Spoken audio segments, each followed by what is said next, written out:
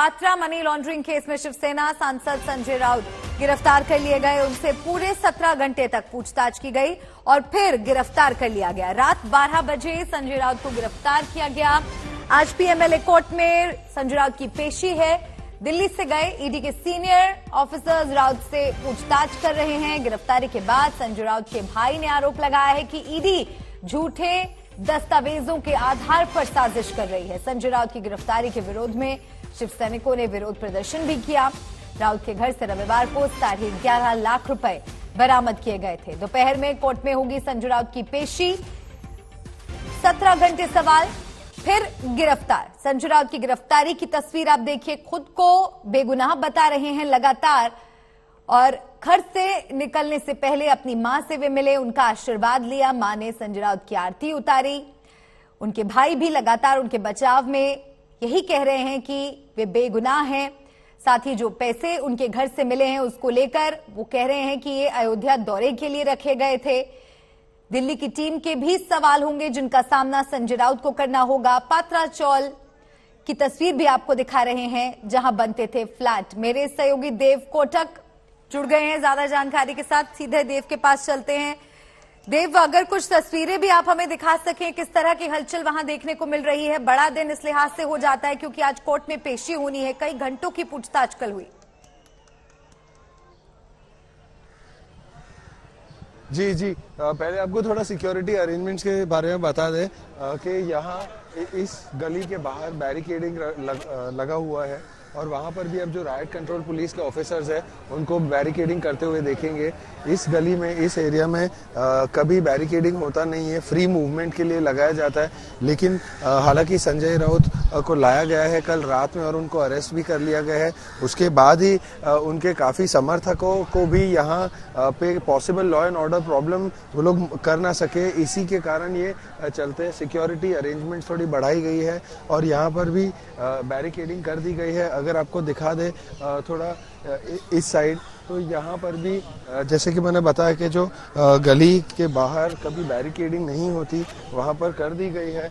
अगर आपको दिखा दे तो गली के उस एंड पे, उस नाके पर भी बैरिकेडिंग है और अगर मैं अपने कैमरामैन को कहूँगा दिखाने के लिए तो वहाँ पर भी पुलिस की बसेस खड़ी है और बैरिकेडिंग कुछ ही समय में लगाया जाएगा। 11:30 बजे राज्यसभा एमपी संजय राउत जो कि शिवसेना के हैं उनको ले जाया जाएगा पीएमएलए कोर्ट में और ऐसा बताया जा रहा है कि देर रात तक उनकी पूछताछ हुई और 11 के बाद उनको अरेस्ट दिखाया गया ऑफिशियली, जिसके बाद उनके भाई, छोटे भाई जो सुनील राउत आए थे कुछ समर्थकों के साथ, वो भी एक विधायक है भांडुप के इलाके से जहां उनका घर है, उसी इलाके से।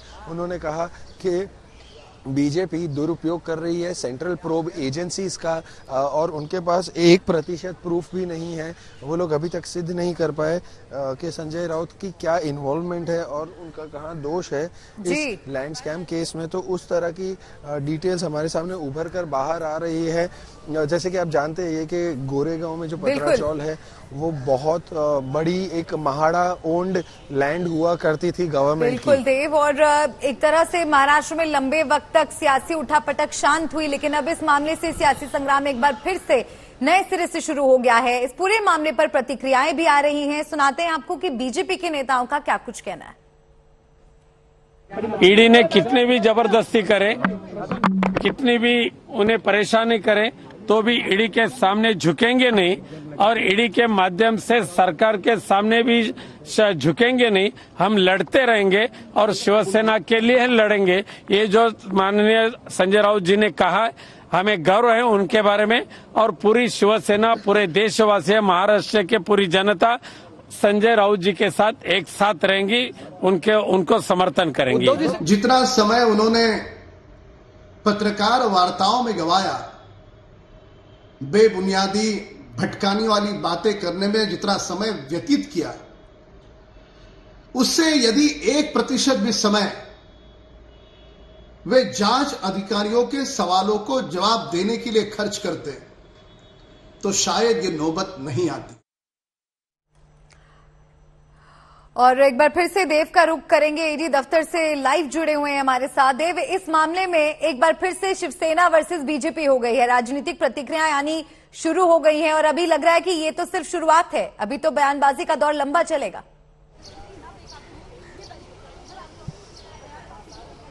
जी, साफ तौर पर जैसे कि आपने कहा, अगर आप बीजेपी के जो विधायक है राम कदम या महाराष्ट्र के सबसे नए मुख्यमंत्री एकनाथ शिंदे जी, दोनों का भी अब बयान सुन ले तो उसमें समानताएं आपको काफी सारी दिखेगी। दोनों नेता ने ये बात बोली है साफ तौर पर कि अगर संजय राउत जी ने कुछ किया नहीं है तो एनफोर्समेंट डायरेक्टरेट से डर किस बात का है। अगर उन्होंने किया कुछ भी नहीं है और सारा प्रूफ है उनके पास कि उन्होंने एक साफ तरीके से काम किया है, बिना कोई स्कैम किए या उसकी ऐसी भावना रखे, तो फिर ईडी के साथ कोऑपरेट करने में और सहयोग देने में क्या ही हर्ज है। तो इस तरह के जो बयान है वो किए जा रहे हैं, क्योंकि ये बीजेपी वर्सेस शिवसेना एक और बार फिर से हो गया, कहीं ना कहीं हमारे आंखों के सामने होते हुए दिख रहा है। तरह तरह की बयानबाजी या लोग जिस तरह के अपने भाषणों में भी टिप्पणी करते हैं इस मामले को लेकर, तो ये जो कहते हैं कि it has turn into a full blown political slug fest, तो फिर से एक और बार हमें वही होता हुआ दिख रहा है। लेकिन सुनील राउत जी ने भी कहा कि कोई प्रूफ नहीं है, मेरे भाई को ऐसे ही अरेस्ट कर लिया गया है। हमारे घर पे ये लोग घुसकर संडे सुबह 7 बजे अगर घुस के तकरीबन 9 साढ़े 9 घंटा चेकिंग कर सकते हैं और इन्वेस्टिगेशन कर सकते हैं बिना किसी नोटिस के, तो फिर मुझे कुछ खास उम्मीद नहीं है। सुनील राउत जी जिस स्पॉट पर मैं मौजूद हूँ, इस पॉइंट तक वो खुद यहाँ पर थे, ये बैरिकेड के पास। ये जो बैरिकेडेड है ये कभी नहीं होता है, ये इसको इसीलिए कर दिया गया है ताकि potential law and order problem ना हो सके। और काफ़ी सारे जो शिवसेना के समर्थक आए थे कल शाम को, इसीलिए पुलिस भी थोड़ी बढ़ा दी गई है। ये जो मिलिट्री फटीग जैसा यूनिफॉर्म है, ये राइट कंट्रोल पुलिस है। स्टेट रिजर्व पुलिस फोर्स भी कुछ ही पल में हमें आती हुई दिखाई देगी। 11:30 के पहले वो सारे लोग यहाँ पर मौजूद असेंबल हो जाएंगे, क्योंकि 11:30 तकरीबन उसके पहले कोर्ट में उनको प्रोड्यूस करना है।